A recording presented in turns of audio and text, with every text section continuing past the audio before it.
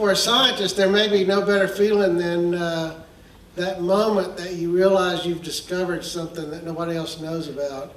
And Dr. Alex Hastings got to experience that at a level that's way up here, in my opinion. Dr. Hastings received an undergraduate degree in geosciences at Penn State University and a PhD in geology at the University of Florida. His dissertation work focused on adaptability in a group of crocodilians that survived the mass extinction that ended the age of dinosaurs. Since then, he has taught geology at Georgia Southern University and completed a 2-year postdoc fellowship at Martin Luther University in Germany. Since 2015, he's been the assistant curator of paleontology at the Virginia Museum of Natural History. So please help me welcome Dr. Alex Hastings. Thank you. All right, so thanks for coming. I'm going to be talking a good bit about the kind of work I got to do as a PhD student at the University of Florida under kind of my PhD advisor, Dr. Jonathan Black. So before we go too far into it though, so paleontology, of course, is the study of ancient life that covers absolutely everything. It's actually actually more than 3.5 billion years of history. For reptiles themselves, they've actually got quite a long history themselves. Arguably the first reptile, Petrolacosaurus here, ostensibly looks pretty much like a lizard, right? Got kind of the basic body plan, but from this little guy who's, only maybe about that big, you get every other reptile that came from that, including dinosaurs and ultimately birds even. But the kind of main focus of this pretty large branch of life is going to be on snakes, because they're awesome and cool and I like them. So snakes have their own fossil record that goes pretty far back. Now this one has had some debate. One of the arguments for the first snake is Tetrapodophis here. This is really nice skeleton where you got not only the head on one end of the tail, but you've got little tiny legs. Because of a lot of features in the skull, it's argued that this was could be qualified as the first snake. There have been others as well, but more or less you're looking at something along the lines of this guy eating his ancestor. And basically this came about towards the end of the age of the dinosaurs. So snakes and dinosaurs, in both of the sense of the name snake and dinosaur, existed at this time towards the end of the Mesozoic, the age of the dinosaurs. And then, of course, ultimately that all came to a crashing halt. Big, massive space rocks slammed into the Earth, as well as several other things that ultimately led to mass extinction on a global scale. Dinosaurs, as we typically think about them, of course, died out, except for the birds that are now left. And fortunately, snakes, as well as crocodiles, turtles, and all the other things that we still have today made it through. Now, in the kind of era afterward, this what we call the Cenozoic, you get, of course, the rise of our ancestors, mammals. Mammals did also exist alongside the dinosaurs, but of course went on to do some pretty big and incredible things, ultimately giving us what we have today. But you get some other weird things in this age right after the dinosaurs. Anyone have a guess what kind of animal this is? Turtle, yeah, but it's pretty weird, right? So you got this weird long snout and doing some kind of new and interesting things in this age right after this mass extinction event, and arguing mammals are doing quite a few interesting things too. So this is kind of where I find interesting new ground to be kind of go over for the fossil record. So in this kind of post-extinction era, what kinds of things are happening? So if we're looking kind of climate-wise, it's actually still pretty darn warm. So coming in off of the mass extinction event, you're looking at a world that's much, much warmer than today, even with our current climate situation. And then over time, that came down considerably. But you're still looking at a very, very hot world. And what can that do to an environment that's just been through a mass extinction event? So the world at that time would have looked something like this here. So we got, of course, nothing up here, right, and maybe just a little bit here. Essentially, there were no ice caps. The only reason why there's even anything here is that you're still getting kind of seasonal effects, but they don't last over years, so they're not glaciers in that sense. So that, of course, raises sea level all over the place, and you get this nice kind of tropical archipelago for Europe. But kind of continents are more or less in the positions that you're familiar with. But because of this very different kind of dynamic that you had in the world at the time, that means different things are possible entirely, things that are not possible today, including palm fronds in Wyoming, and these are bones from a very close relative of the alligator. This is way north. This is up into the Arctic Circle. This is just physically impossible now. Put an alligator there now, it will die as soon as winter comes around. But back during this time, you can actually sustain something like that. So it changes the game enough that kind of your ecosystems are going to be very different from what we're used to today. Now, when you look across any aspect of life, you end up with kind of huge concentrations of diversity happening in the tropics, right? So in like northern South America, Central Africa, Southeast Asia, this is where we get our densest amount of species all jammed together in one area. And we have every expectation that that would extend into the fossil record if we're able to sample it in the same way that we can sample modern life. But when you look at the fossil record for the time right after the age of the dinosaurs, it's actually pretty wide open. So we get some places like out west in Western North America that it can be sampled really well because it's actually not that hard to find fossils where there's not a lot of trees and shrubs and grass and other things in the way. But when it comes to those areas where we have the most diversity today, it's actually our worst fossil record, period. So my PhD work was actually being able to get into a very rare sample of one of those areas working in northern South America, and actually northern Colombia, so pretty close to the Caribbean. And that's where we got to have some fun. So the only way this was possible is because there is a very large coal mine, actually one of the largest open pit coal mines in the world, in northern Colombia, where basically they're kind of exposing all this coal, taking it, shipping it, selling it, all that stuff. But it's creating a very unique chance to actually look at the fossils that are underground. Otherwise, this stuff would still be buried. So basically, they would finish off with one of these, and then we would go in and start to see what we could find on basically the layers right underneath the coal seams. And we were lucky enough to, of course, be finding some things. It's kind of a weird situation where it's very hot. There's a strong sulfur smell because of the association with the coal mine.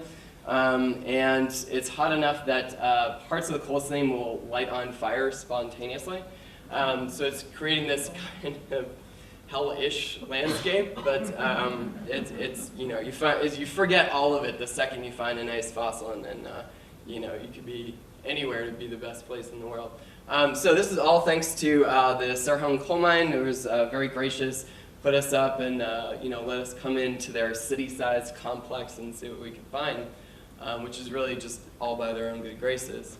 One of the first things that was being found were actually plants. So we're getting beautiful whole leaves here, actual flowers as fossils. This is very rare.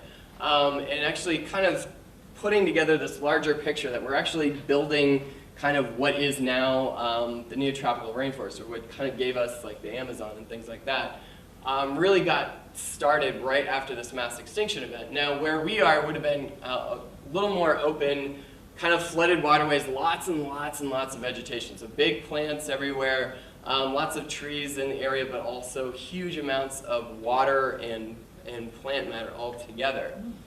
Now, as far as kind of vertebrates go, or things with bones, the first ones that really got recognized were guys like this. Now, this is a giant turtle shell. Now, just for a little bit of scale here, my friend Edwin is just a little bit shorter than me, and this is absolutely his pride and joy. He's very happy that day. What's great about it, though, is that this turtle was far from alone. We found many of these really big turtles all in this one area, as well as many smaller turtles together. So, but kind of having a larger scale than any of the turtles that are alive today in the area, but actually have modern relatives. So these are side-neck turtles that are actually found in this part of South America even today. So it's kind of, we're kind of getting an idea of kind of the beginning of these great, really diverse areas, but giving us some really kind of spectacular size. So then I come into the picture here. So this is much younger me and my advisor.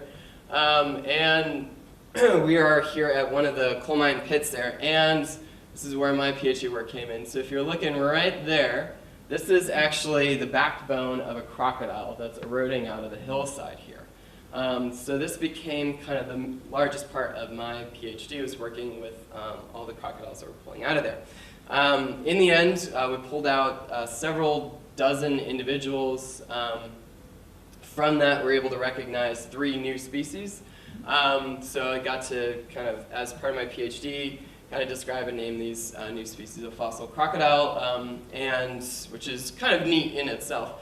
So this is the Serhone crocodile. This is a fairly small guy. He's probably only 5-6 feet at adult size. Really not that big. This one was the most common by far.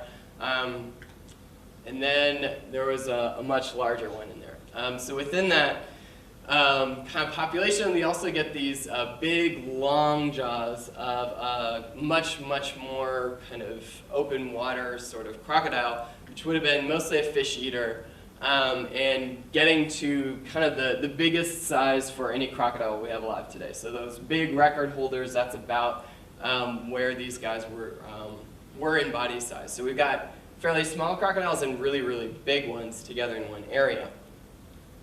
Then my favorite of them actually is this guy. He's he's a big crocodile, so they would get to maybe like 16 feet in length, which is a big croc. It's not as big as the biggest get, but what I like about him is he's got this really big, blunt, round, heavy snout. Yet he's completely related to that long-snouted guy. So we got a skull of this guy, and that's a modern alligator skull for comparison. And I want to pull out a little drawing here to help kind of point to something. So what you've got right here are the gaps in the back of the head, and that basically a huge part of why those are there are muscles that actually attach from the lower jaw up into the head, and their whole job is just to do this. Now, alligators and crocodiles have the strongest bite in the animal kingdom of basically anything that's been measured. So that is a ridiculously strong bite, a bite that can go through solid bone. Now, if you expand that area enormously to something like this, and you can house enormous, giant muscles to close the jaw. So, big question, why would they need to do something like that? And if you look at the teeth there, they give you another hint as to what exactly they're doing with it. So when you have big, round, blunt teeth like this that we find in the skull and jaws of these guys, those are great for slamming into really hard things. So if you're going for something that's soft and squishy, you want long, pointy teeth. But if you're going to eat something hard, you need really robust, peg-like teeth that can withstand an enormous amount of force. Now, combining those two things together, going back to Edwin's pride and joy here, looking around it, you'll actually find tooth marks on the edges of the turtle shells, even the really, really big one here, that match up very, very well with the crocodilian. But what's even cooler is if you go to that middle one, there's a bite mark smack dab in the middle of this giant turtle shell. So now you're talking about not only a crocodile that's big enough to reach its mouth into there, but do it with enough force to leave mark in solid bone. So that's a big and powerful crocodile. So this is kind of more or less a scaling up of something that we do see every now and then today, where alligators will occasionally pick off a poor innocent turtle. They do actually prefer soft-shell turtles like this one here, probably for the exact reason that they're called soft shells. And the way that they're able to do this is basically rock these things to the back of their jaw and just keep doing that over and over again. So more or less you're looking at this kind of thing, but scaled up to really big crocodiles and really big turtles. And kind of having this sort of arms race of size in order to kind of avoid, to be a better predator and to avoid being the prey. From kind of working through the different kinds of crocodiles we got from there, as well as kind of how they're related to other members of their family from other parts of the world, which were known from North America, from Africa, one from Europe. You can actually start to figure out how and when these things got there based on kind of the transitions of their evolutionary lines. So basically you're looking at a couple of dispersals from Africa into the New World, and then ultimately up to North America for some relatives up there. One of the neat things, though, is when you're looking at this, and this was done kind of more or less just based on kind of the characters that you find in each of these forms, but if you pair that up with past ocean currents, it actually matches up pretty darn well. So basically you've got a North Atlantic gyre, which especially at the time would have been kind of bringing warm water from the tropics up around the coast, kind of much like the Gulf Stream does today, and then cooling down in that direction. That's more or less what the crocodiles are following. So not only are they kind of going with the flow on things, but they're also using kind of the advantage of the warmer waters in order to help that along. And then basically as soon as things start cooling down, that's when they stop. So it's kind of been neat to be able to start teasing that out based on just the bones that we have. Now there were a few fish. We don't actually have very many fish from there, which is a little bit surprising considering how much water there was. Part of the way things fossilized there is that the heavier, tougher things seem to have a much better job at actually getting fossilized. So one of the things it did, though, is actually this beautiful jaw of a lungfish. Now, lungfish are still around in South America today. Typically, they only get about maybe that big. This guy would have been more like 7 to 8 feet long. This was an enormous lungfish. So again, kind of things that are familiar, but way, way, way, way, way bigger than what we have today. We have a bonefish or a tarpon. This is one of their tooth plates, kind of these really awesome little stacked circles here. So that's something that's typically found in kind of water that's not so far from the ocean, which matches pretty well with the geography from the site, which would have been a good food source for that long-snouted crocodile. And now I'll stop burying the lead on this one, but basically this is our kind of first indication that there was something very different there from what we're used to. This is actually, as far as I've been able to figure out, the first picture before we even knew what we were looking at of a snake vertebra, so part of the backbone of a snake. Now, you can already get a sense of kind of scale here with the centimeter, but before I go too much further though, I wanted to ask you guys know what the biggest snake alive today is, or what one of the biggest snakes alive today? Go ahead and shout it out. So, python, anaconda. All right, so we got anaconda is the biggest based on mass, so that is the heaviest. They are the strongest of them all, but they are not the longest. The longest is actually the reticulated python. Now the python definitely is longer, but it's a lot thinner, it's less robust, and it tends to not be nearly as powerful.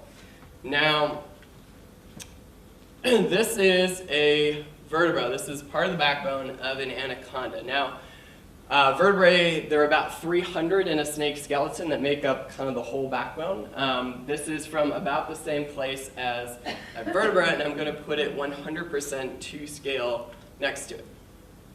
This is our fossil snake. So, right, it's big, right? So the big question that every single person is going to come to is just how big is it, right? So that's a natural kind of progression for that. So we knew we had a really big darn snake, but exactly how big it was to be able to do that with any real scientific rigor. This is more or less when Dr. Jason Head, who's now at Cambridge, and Dr. David Polly in Indiana came together and as a Lilly student, I was just kind of helping gather data. But basically, the way the whole thing worked is using kind of modern relatives across all of the boas, anacondas, things like that. And we knew that from these bones that it matched very well with that family of snake. Basically looking all across the vertebral column, from the head to the tail, for as many modern relatives as we could get our hands on and all of the different Titanoboa vertebrae that we found, basically partnering things up where you have kind of this point matches that point, this point matches that point, things you can link up between both the fossil and the modern ones. And that starts to get you towards a shape analysis. That basically quantifies that in a way that allows you to then say reliably, when we find this just one vertebra by itself, where in the body it comes from. And that is really important because you need to know within that 300 vertebra range where it is to figure out how big it is. That was not a small undertaking in any way. So I have to apologize. I realized I started my talk here and I left a prop in that room. So I'm actually going to continue talking and you'll get my disembodied voice here. I'm sorry, but it'll be worth it. I promise. I promise. So you guys will keep hearing me even though you can't see me. My apologies, but I promise it's still going to be worth it. All right. So I can tell you the amount, how big this snake is, but it's going to be way bigger if we use a tape measure. And true story, I tried to get like a normal tape measure, and they do not make them big enough for Titanoboa. So we've got a survey tape instead. All right, so I need one volunteer. All you have to do is hold the end of this measuring tape. Can anyone help me out today? I think we got someone already. Great. So we'll see. We'll have you stand right. Okay. We'll see how far we get with this. So. Oh yeah, we're gonna need a lot more room. Yeah, so if you can move back, all right. Keep going back and slow down right there. This is from right here to right over there. We've got, this is the longest recorded snake alive today. This is the record holder reticulated python at 25 feet. Now this is not normal for pythons, right? Most pythons don't get anywhere near this big. This is kind of the same equivalent of finding a person who's like 8.5 feet tall. That's not normal, it's a record holder, right? Now, but for this fossil snake we found, we gotta go a lot farther. So if you can keep going, hopefully we'll have enough room here. I'll back up a bit too. No, keep going, but slow down a bit, slow down, a little more, right about there. All right, now that is about the size of the snake we found in South America. This is about 43 feet in length. Cool, thank you. You can just put that down right there. So, what is 43 feet in length other than what we just saw here? It is roughly the size of a school bus. Actually, it's longer than most school buses by a little bit. So what we're talking about is a huge snake. So we had worked out kind of this system here. We found the biggest snake by far out of anything that was known. Record holder on all ends, not only on length, but if you work out the weight, you're looking at 2,500 pounds, which is 1.25 tons for a snake. That's way above the record holder of about 215 pounds. So we're talking about a massive animal. So we had this all together, basically worked out kind of how big the snake is, basically developed a method where you could figure out size of snake based just on isolated bones here. We came up with the name Titanoboa, which I think is fitting. It's a close boa relative and instantly makes you think of something that's enormous. Submitted this to really what's the top journal for this kind of thing in the journal Nature. So this is something that most people, even people who are in the field of paleontology, have very successful, very productive careers, don't always even get the opportunity to have something in this journal. We were very excited, this big thing, we wanted everybody to know about it, and it was rejected. So, went back to the drawing board a bit, because we knew we had something very interesting. We didn't necessarily just want to put this out there. We wanted it to mean something enough to get into one of these larger journals. So, going back to the drawing board and really thinking about the world that this animal was living in, how this ends up being possible. And this is actually a really nice reconstruction Jason Bork from the Florida Museum did during this whole project here with our nice little Titanoboa, crocodiles, turtles, in this very hot, green, very wet environment. So exactly how was this possible back then? That's why don't we have anything like that alive today? And as it turns out, there's actually comes down to the fundamentals of what makes a reptile. So reptiles are, of course, quote, cold-blooded. They're ectothermic, so of course the blood isn't actually cold. But it means that they need a certain amount of energy from their surrounding environment just to function, just to metabolize, process food. Otherwise, the whole thing just doesn't work. And that's the reason why, especially when it's not warm yet, something like the lizard comes out as cool in a thermal image versus the hand of the person holding it. But this is why I think reptiles are fantastic for studying how life is affected by climate, because of this very intimate connection to their basic needs as a functioning animal. So this is also the reason why you find the biggest reptiles today in the warmest parts of the world. So we got like our reticulated python or even anaconda are both in very tropical areas. Largest lizard alive today is in Southeast Asia. These are the only places really where the really, really big things can get enough surrounding temperature to keep themselves going. And what it actually can be boiled down to, and this is mostly thanks to our lead author, Jason Head, pulling together basically the fundamentals of how you sustain a snake of a certain size. And you actually can boil it down to a mathematical relationship between how big a snake can be and the surrounding temperature needed just to keep it alive. Basically working from the size of the snake backwards into how hot it would have had to have been just to keep that snake alive. And remember, these are essentially average values. This isn't the kind of maximum size for Titanoboa, and these are kind of a general mean annual temperature. Still, you're looking at a very, very warm world, several degrees warmer than today, which may not sound a lot, but is actually beyond even kind of our impending expectations for our increased temperature that we're facing right now. Now, this is especially important because we're talking about the tropics. This is really, really close to the equator. And there had been arguments leading into this that perhaps the tropics would stay relatively buffered from climate change, and that places like the Arctic or the Antarctic are going to feel it a lot, and then kind of more, and then kind of less and less as you get closer to the equator. But this is arguing, no, in very equatorial areas, the world has gotten very, very hot before and has absolutely every potential of happening again. So this means that as we move forward, we really need to keep in mind that the tropics can get even hotter than they already are. And in fact, there's absolutely every expectation that that would happen in the future as well.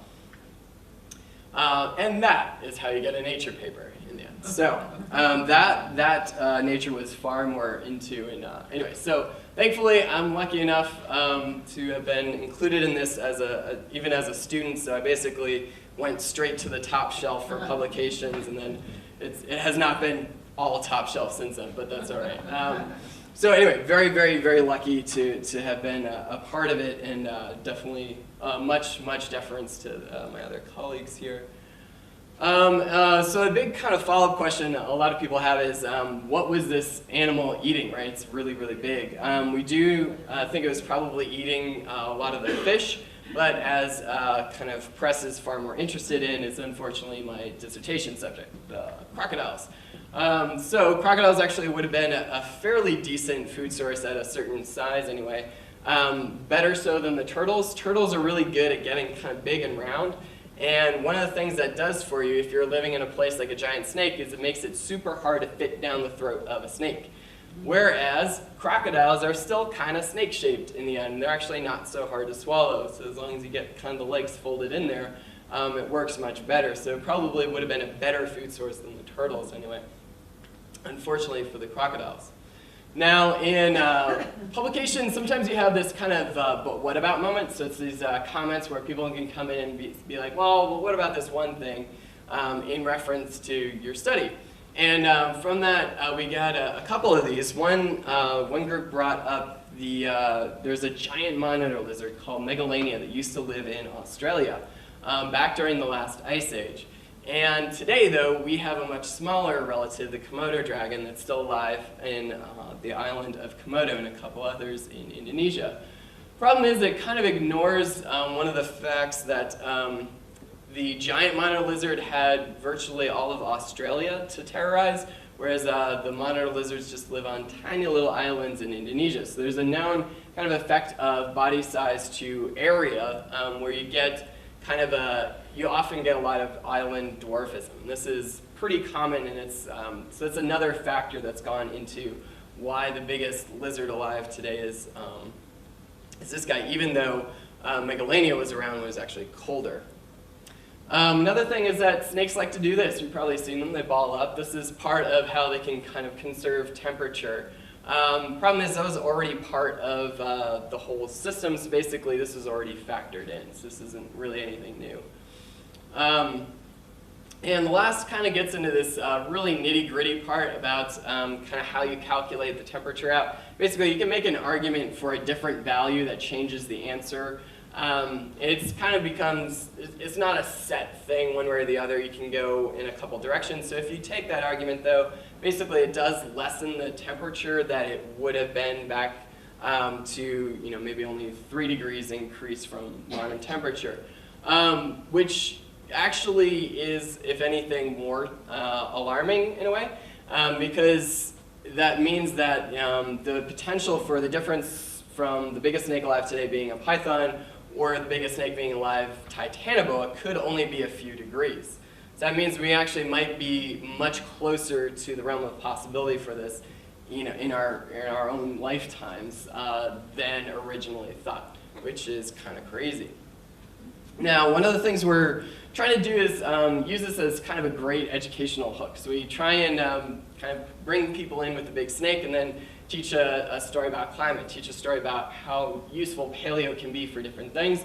One of the ways we're doing that is through morphosource.org. So we actually have these scanned and the files are free for education. So people can, a lot of schools are now actually printing these out. There's a little lesson plan and stuff like that to teach kids about not only kind of big snakes, but also climate, and there's use of a lot of math to do it. So really kind of getting kids interested in STEM education through things like this. Now there was, of course, a good bit of interest in giant snakes because giant snakes are awesome. So from that, the Smithsonian developed a documentary as well as a traveling exhibit, which you guys are familiar with perhaps. So that's also kind of a fun moment when you go to Best Buy. You're like, oh, hey, I was in that, and then wait a minute, why is Betty White next to, I get the Titanic, but I don't get, anyway. So anyway, it's still kind of a fun moment, especially when you're still a student yourself. Did some fun promotions with it as well. So this is actually kind of one of the things that was fun. So again, kind of using these hooks to draw people in. So we had like a little iPhone game. They produced a T-Rex versus Titanoboa video. They did address the time difference, so that's okay. And my personal favorite though, could Titanoboa eat a motorcycle? What do you guys think? Yeah, it totally could. Yeah, it's a little bit of tight fit, but no, it definitely would have been able to. So if you don't know, snakes, the way they're able to eat things that are bigger than their head, a lot of people think it's actually dislocating the jaw back here. It's not. It's actually separating, basically the lower jaw has 2 halves, and they pull apart. And that basically allows it to kind of have a bigger mouth. And then what they'll typically do is kind of walk their jaws over it to get it down. So to like swallow a rat or something does take a little while for them, but it's pretty neat. And then through this group that I cannot claim anything, they had actually nothing to do with us, but they heard about this big snake and they got the idea to build a robot one. So they've been slowly kind of building this thing together, put some cool LED lights, but there's a fun little soundbite where basically they said is, yeah, we heard about this snake and then we wanted to build one. And there's actually a whole complicated world of robotics that has been trying to basically solve how you reproduce snake motion. It's not very simple at all, but it's actually got some cool potential uses since snakes can do a lot of things that other animals can't. And for fun, they added a saddle so people can ride it. I have not gotten a chance yet. I am still waiting for my invitation. But that's all right. So we're pretty happy with the documentary coming together. Of course, I like scenes where crocodiles turn things around on snakes anytime, so that's good. In case anyone's interested, I swear I'm going to stop plugging this right now. It is available on Netflix in case you're interested. We actually did produce another one just last year. That was through PBS, so if you feel like Google, you can check out a different one that's a little more focused on some of my work with a big crocodile from there. And actually, we're actually working on another one even now. So, lots of interest, and I will stop plugging things and say thank you for listening.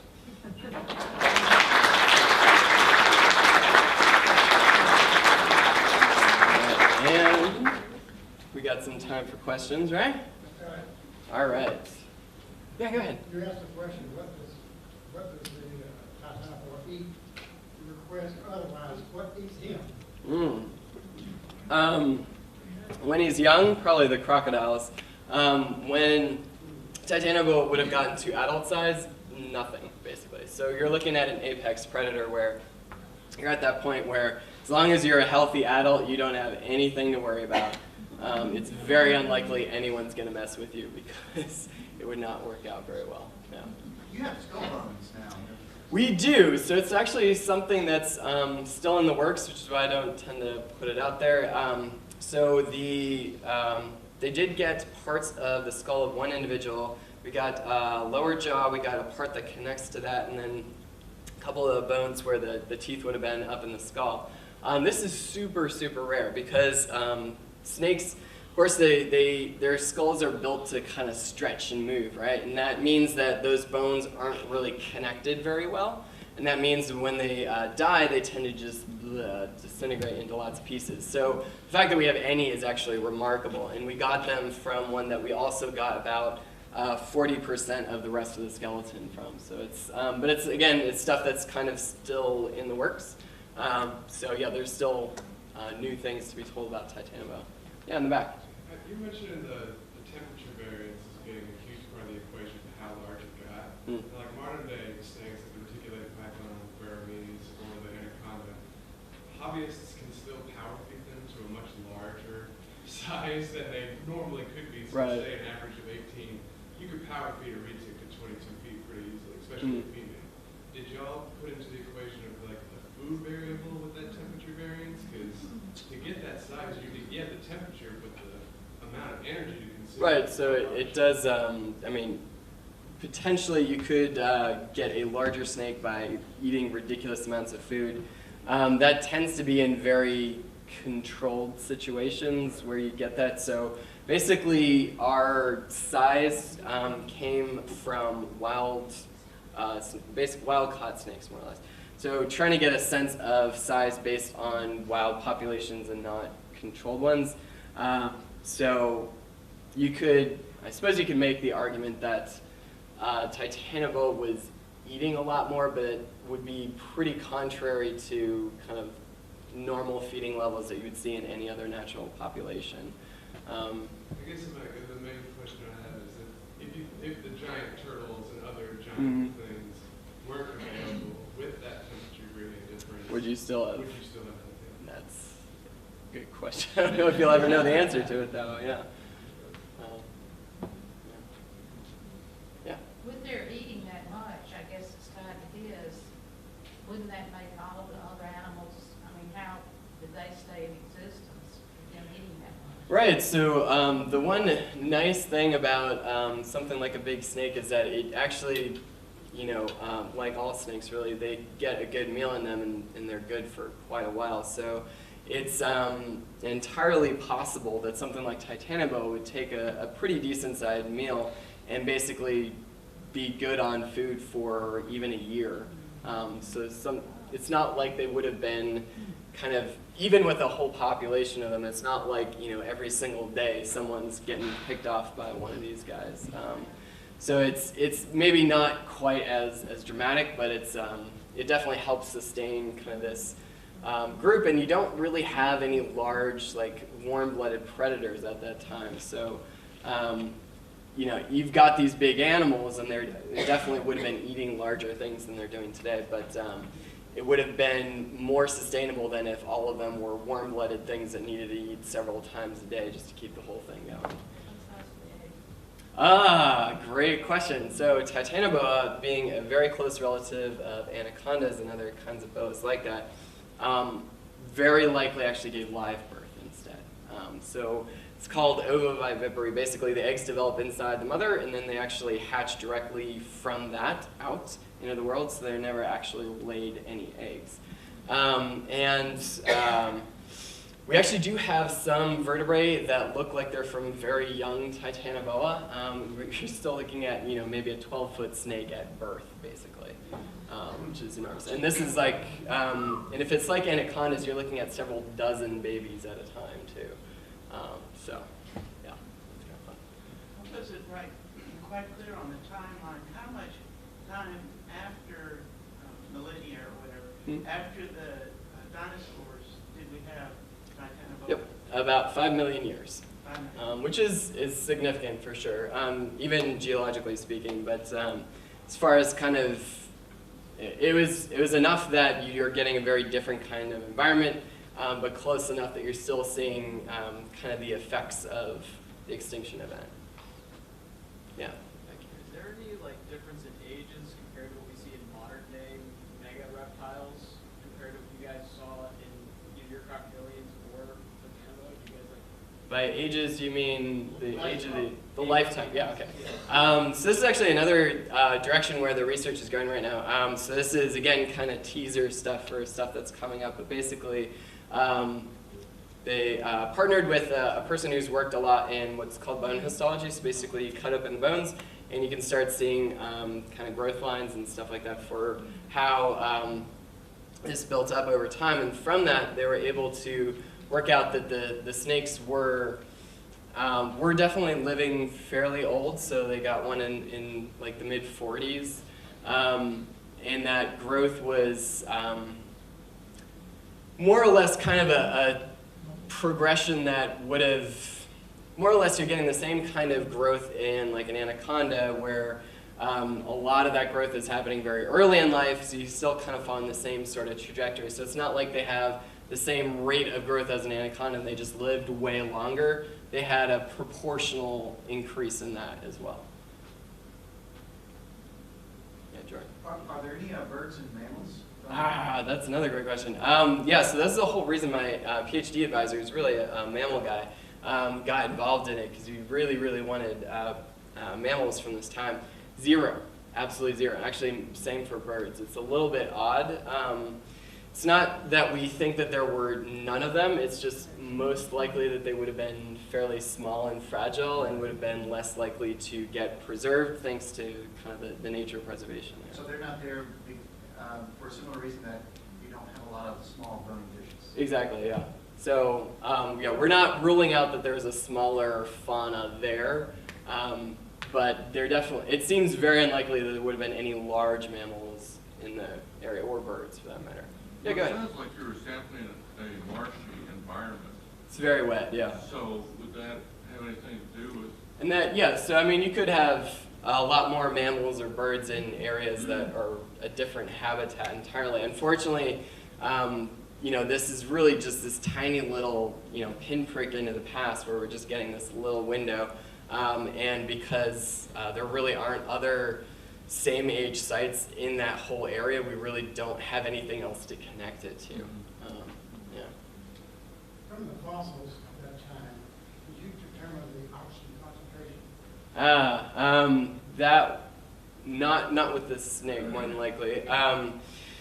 It's something that typically is done either through isotopes, so kind of looking into kind of the chemical components of things like pollen and stuff like that. We do have pollen from the area, and they have used that as well to look into temperature and like aridity and stuff like that, so how dry it was. They have not done oxygen yet. The expectation is not that it was that different from what we have kind of in that post-extinction era. Since that was a cold area, you would expect a tremendous amount of vegetation. There was definitely a very large amount of vegetation, yeah. So, assuming that there are averages in any kind of wild population, you talk about a 25-foot retic, there's a 15 to 18 foot might be a little bit Mhm. Assuming this might be an average Titanoboa, is there a speculation as to how large a snake we've ever caught? Yeah. So the estimate here is actually derived from about 149 different Titanoboa. So that, as well as we can calculate it, is kind of the average from our sample of the past. Now, whether or not we're getting kind of a bias towards the large ones, it's possible.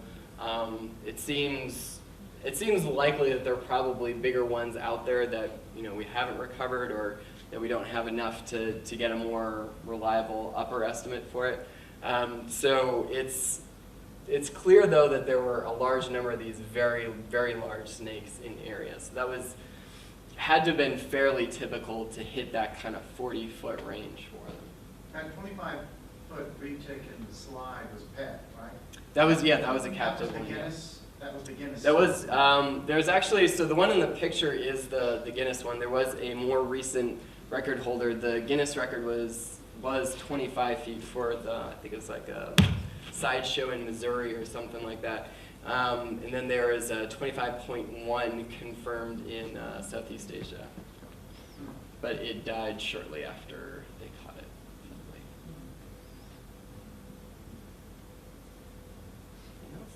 So I did bring some 3D prints up here, so if you guys want to come up and check some of this stuff out. The originals did have to go back to Columbia. That was part of our agreement with working there, so I encourage you guys to come up. And if you got any other questions too, but thanks for coming.